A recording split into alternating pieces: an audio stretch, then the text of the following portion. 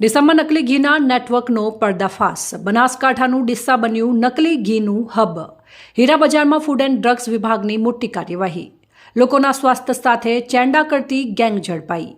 હાસ્ય, ગૌરસ અને જયમૂલ બ્રાન્ડના નામે વેચાતું હતું ઝેર.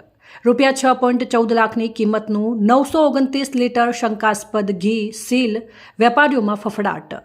બનાસકાંઠાના ડીસામાંથી આ સમયના સૌથી મોટા સમાચાર સામે આવ્યા છે.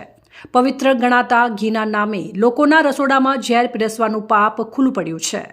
ડીસાના હીરા બજાર જેવા ધમધમતા વિસ્તારમાં ફૂડ એન્ડ ડ્રગ્સ વિભાગે દરોડા પાડીને નકલી ઘીના મસમોટા જથ્થા સાથે કૌભાંડનો પર્દાફાશ કર્યો છે. શું છે આખી વિગત, જોઈએ આ અમારા વિશેષ અહેવાલમાં.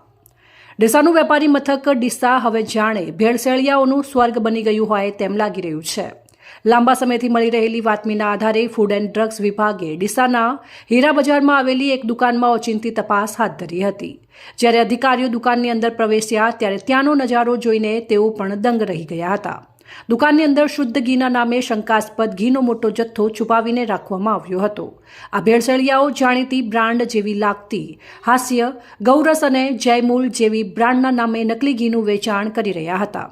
ગ્રાહકોને છેતરવા માટે આકર્ષક પેકિંગનો ઉપયોગ કરવામાં આવતો હતો, પરંતુ અંદર રહેલું તત્વ લોકોના હૃદય અને લીવરને નુકસાન પહોંચાડી શકે તેવું હોવાની આશંકા છે. ફૂડ એન્ડ ડ્રગ્સ વિભાગે આશરે 6.14 લાખથી વધુની કિંમતનું 929 લીટર ઘી સીલ કર્યું છે.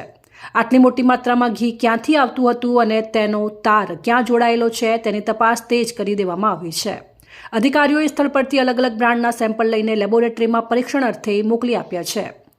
ફૂડ અધિકારીએ જણાવ્યું હતું કે અમને બાતમી મળી હતી કે હીરા બજારમાં નકલી ઘીનું વેચાણ થઈ રહ્યું છે. અમે તપાસ કરતા 929 લીટર જથ્થો મળી આવ્યો છે. સેમ્પલ રિપોર્ટ આવ્યા બાદ કડક કાયદેસરની કાર્યવાહી કરવામાં આવશે. ડીસામાં ઝડપાયેલું આ નકલી ઘી માત્ર આર્થિક ગુનો નથી, પરંતુ લોકોના જીવ સાથે રમત છે. તહેવારોની સિઝન પહેલાં જ આટલો મોટો જથ્થો પકડવાઓ એ સાબિત કરે છે કે બજારમાં હજુ પણ આવા અનેક મોતના સોદાગરો સક્રિય છે. હવે જોવાનું એ રહેશે કે લેબ રિપોર્ટમાં શું બહાર આવે છે અને આ પાપના મૂળ સુધી વહીવટી તંત્ર પહોંચી શકે છે કે નહીં. અહેવાલ અલ્પેશસિંહ વાઘેલા સાથે કાંતિભાઈ બડિયા, અજોડ આવાઝ, બનાસકાંઠા.